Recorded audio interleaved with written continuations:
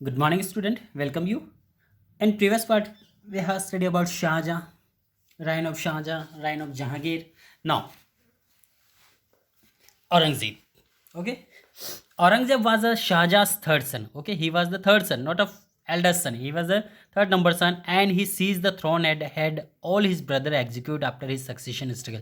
देखिए, जब औरंगजेब ने अपने सिंहासन पर कब्जा किया हो तो वो चार भाई थे और चारों में काफ़ी स्ट्रगल हुआ. Then he ascended the throne after the he executed his all three brothers. Then, however, he was the last great Mughal emperor. Okay, after there were other many Mughal emperor, but they were not powerful. Okay, Aurangzeb read and wrote in the Arabic, Persian and Turkish. Okay, he knew about three languages: Arabic, Persian and Turkish.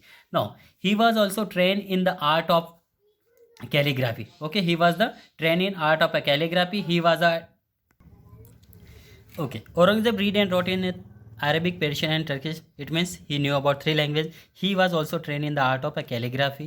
He was a devoted Sunni Muslim. Okay, he was also devoted in Sunni Muslim. मतलब कह सकते हैं कि वो काफ़ी एक कट्टर मुस्लिम भी था.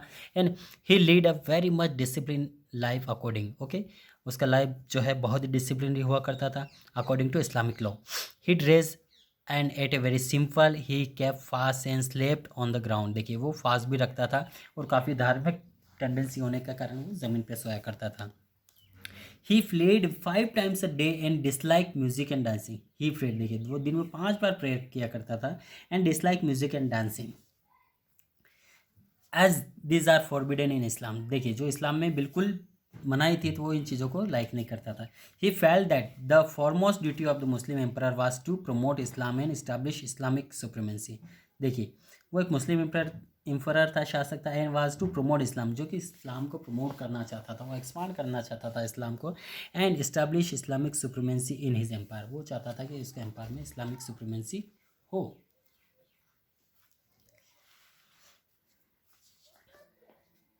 Aurangzeb did not use the state money for his personal expenses. देखिए, वो डिड नॉट यूज़, वो जो अपने ट्रेजरी में, जो रॉयल ट्रेजरी में जो भी पैसा होता था वो अपने पर्सनल यूज़ के लिए नहीं खर्च करता था. And stitch caps and made copies of the Quran to earn money for personal expenses. He was intolerant toward the other religion. देखिए, वो दूसरे धर्मों के प्रति इंटॉलरेंट था, वो बर्दाश्त नहीं करता था. He impose the tax, jizya tax and pilgrim tax. Again उसने जजिया टैक्स लगा दिया, उसके बाद पिलग्रिम टैक्स भी लगाया. He also Hindu trade had to pay commodities tax while the Muslim trader were excepted from the tax. देखिए, हिंदुओं से टैक्स अलग से लिया करता था व्यापार के तौर पे और मुस्लिमों को छूट देता था. He excluded Hindu from public office and destroy their schools and temple. देखिए, वो हिंदुओं के साथ काफ़ी पार्शलिटी किया करता था, जो पब्लिक ऑफिस पे आने नहीं देता था और उनके स्कूल या जो टेम्पल्स है वो डिस्ट्रॉय किया करता था. In fact he destroy the temple and his idols were carry to Agra and buried under the step of mosque in the order to continuously trodden upon. देखिए, वो इतना क्रूर या इतना कट्टर मुस्लिम था जिसने जो भी आइडल्स हुआ करते थे, मूर्तियाँ, जो भी आदर्श होता उन लोग को ले जाकर, ठीक है, आगरा ले जाकर दफना दी गई थी. स्टेप ऑफ मॉस्को, मॉस्को के जो स्टेप सीमेंट्स, जो स्टेप्स आगे कह सकते फाउंडेशन हैं, ठीक, या स्टेप उतरने की सीढ़ियाँ, वहाँ पे उसके मॉस्को के वहाँ उनको दफना दिया था. ठीक है, ज़मीन के अंदर दफना दिया था. And trodden upon any order the installment of Christian missionary. ठीक,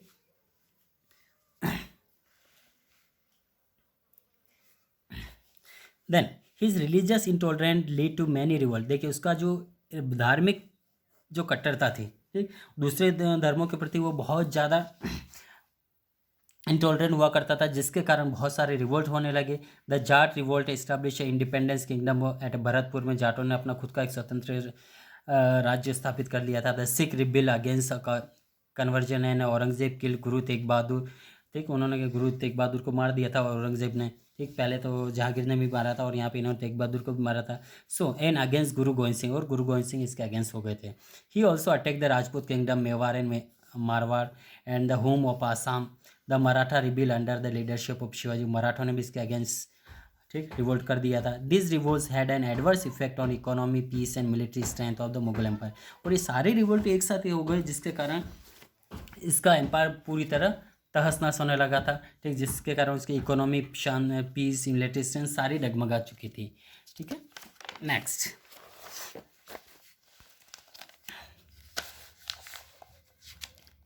okay, now consider he consider building monument as a wasteful expense. देखिए उसने जो बिल्डिंग कंस्ट्रक्शन किया बहुत ही वास्टफुल एक्सपेंस था, बेकार का खर्चा था। He built religious monument like Idgah in Mathura and Pearl Mosque inside Red Fort and Badshahi Mosque at Lahore which is the 5th largest mosque in the world this day.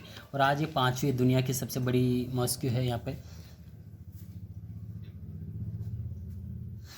Through out this राइन, देखिए उसके शासन के दौरान he expanded the empire in all direction, उसने अपना जो empire चारों दिशाओं में फैलाया। लेकिन his expansionist policy had both political and religious motive. His conquest expand the Mughal empire, उसके जो कॉन्क्वेस्ट जो है लगातार उसने दूसरे देशों पर आक्रमण किया, expand Mughal empire to is great size. देखिए उसके जितने भी विजय रहे उसने काफ़ी मुगल एम्पायर को बढ़ाया भी है। But in this initial year of his reign he annex many kingdom in north, ठीक, नॉर्थ में उसने बहुत सारे किंगडम को मिला लिया था। Then he then turn southward and annex the kingdom of Bijapur and Golconda, और बीजापुर और गोलकुंडा को भी अपने साम्राज्य का हिस्सा बनाया। He is battle with Maratha continue and he stayed in Deccan for many years. He was unable to return to Delhi and died in Ahmednagar in 1707 में। वो दिल्ली वापस नहीं आया और अहमदनगर में उसकी डेथ हो जाती है। Before he died he realize his error and wrote about his son, ठीक है, उसको रियलाइज़ हो गया था उसकी गलती के बारे में और उसने अपने बेटे को लिखा था। He fell behind a crumbling empire, देखिए उसने लिखा है कि उसने एक क्रम्बलिंग एम्पायर मीन्स शक्तिहीन एम्पायर, ये शक्ति खोकर एम्पायर उसके लिए छोड़ा है। अब बैंकरप्ट गवर्नमेंट, जो बैंकरप्ट पूरी दिवालिया गवर्नमेंट हो गई थी। एंड इनएफिशिएंट मैनेजमेंट, जो प्रशासक है वो बिल्कुल अयोग्य हो चुका था। हिज रथनेस, जो उसके क्रूरतापूर्वक शासक रहा है। And intolerance contribute to weaken of this great empire, उसकी जो इंटॉलरेंसी रही है अदर धर्मों के प्रति, तो इसी ने उसके एम्पायर को कमज़ोर कर दिया था, ठीक। Okay, now next decline of the Mughal empire will continue in next part. Thank